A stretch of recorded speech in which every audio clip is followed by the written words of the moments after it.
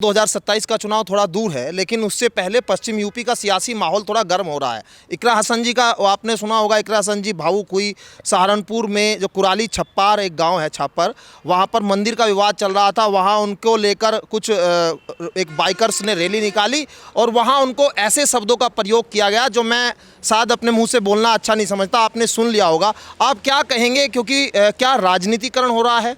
देखो, एक बात है, राजनीति तो किसी को नहीं करनी चाहिए, ये तो गलत बात है राजनीति यदि कोई करता है। लेकिन कोई महिला हो और वो भी प्रोटोकॉल वाली महिला हो तो उसके खिलाफ अभद्रता का प्रदर्शन करना, अभद्र शब्द बोलना जो हमारे समाज में गलत लगते हैं वो ठीक नहीं है। मैं तो उसका समर्थन नहीं करता। लेकिन मैं एक बात ज़रूर कहना चाहता हूँ, देखो, घटिया मानसिकता के लोग किसी भी धर्म में, जाति में, समूह में हो सकते हैं। उनकी ये पहचान नहीं होती अब वो भाई मुस्लिम समाज के हो या हिंदू समाज के हो या उस जाति के हो, ऐसा कुछ नहीं है। घटिया समाज के लोग, जो घटिया मानसिकता का इंसान है, वो कहीं भी मिल सकता है। अभद्रता का शब्द बोलना मेरी तो उसमें नहीं आता समझ में। ना मेरा चरित्र ऐसा है, ना मेरा ख़ानदान ऐसा है। मैं तो ये इसकी बिल्कुल वो करता हूँ, गलत बात है ये और ऐसा होना नहीं चाहिए। लेकिन इसमें इकरा हसन ने जो मंच से कहा, वहाँ भाषण में ये कहा कि जो पूर्व सांसद है प्रदीप चौधरी, वो मुझे गाली दिलवा रहे हैं। देखो, किसी पे एलीगल लगाना मैं नहीं समझता। प्रदीप चौधरी सम्मानित व्यक्ति हैं, खानदानी व्यक्ति हैं, वो ऐसे शब्द बोल ही नहीं सकते, ना किसी को कह सकते। मेरा अपना मानना है। बाकी मैं इस राजनीति में घुसना नहीं चाहता, ना मेरा कोई मैटर है। हाँ, मैं इतना ज़रूर कहता हूँ, देखो, प्रोटोकॉल होता है हर व्यक्ति का, चाहे वो एमएलए हो और चाहे वो मेंबर ऑफ पार्लियामेंट हो। हमें उसके प्रोटोकॉल के हिसाब से उसका सम्मान करना चाहिए। और दूसरा, महिला है, महिलाओं को सम्मान तो हमारा समाज कहते हैं, तो पश्चिम उत्तर प्रदेश की भूमि है, या महिलाओं को बड़ा सम्मान दिया जाता है। महिलाओं का सम्मान होना चाहिए। और लोकतंत्र में जवाब देने का समय आता है, बहुत समय आता है। 5 साल में जवाब देने का समय आवे, उस टाइम पर अपनी ताकत लगानी चाहिए। यही लोकतंत्र है भाई। जब इलेक्शन आएगा, आप खूब कन्विंसिंग करो, खूब जिसकी आपको खिलाफत करनी उसके खिलाफ वोट दो, लेकिन बाद में हम मिलजुल के काम करें और जो जनहित के कार्य उन्हें करें, सार्वजनिक कार्य करें, तो जो विकास के कार्य हैं उनमें लगें। एक दूसरे पे इल्ज़ाम लगाना, मैंने सुना है एमपी साहब का भी कई बार स्टेटमेंट है, 1-2 ऐसे आए कि जो सरकार के इतने ज़्यादा खिलाफ हुए। तो ऐसा आप वर्क करो, मेहनत करो और विकास के कार्य, उन मुद्दों को उठाओ। किसी पे एलेगन वो लगाना, आक्षेप लगाना, वो गलत है। कोई चाहे वो कोई भी हो, गलत है। हम नहीं मानते उसमें, ना हम उस राजनीति में बढ़ते।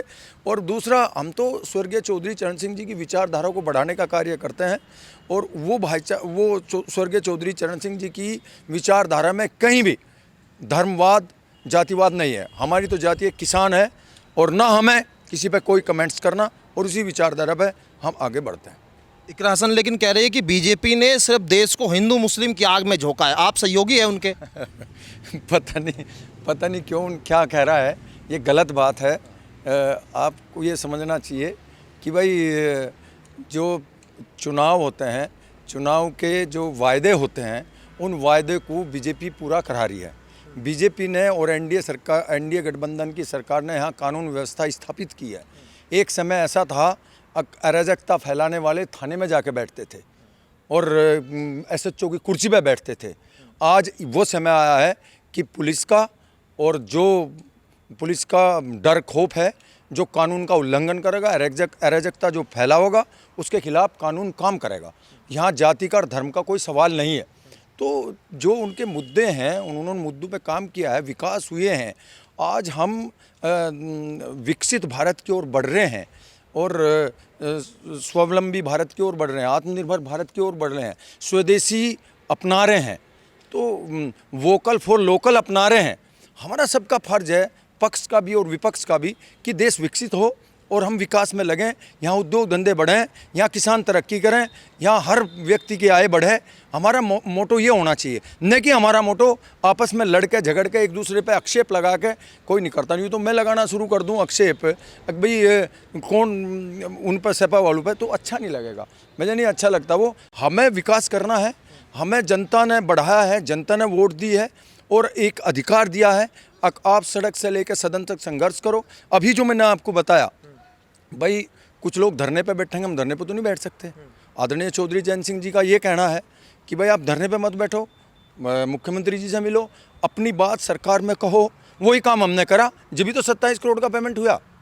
हम गए तो मुख्यमंत्री जी ने बात सुनी और प्रमुख सचिव ने और मील के प्रशासन ने बात सुनी, पेमेंट हो गया।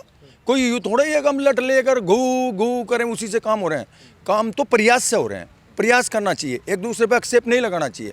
और यदि हम हिंदू मुस्लिम इसी में ही बड़े रहेंगे, जातियों में बड़े रहेंगे, जातियों में बटे रहेंगे, हम कैसे विकसित देश बनेंगे?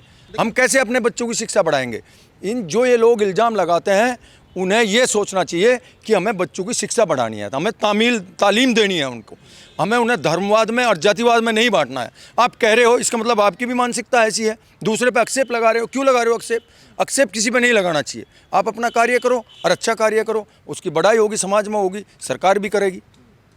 तो मैं तो इन बातों में विश्वास नहीं करता।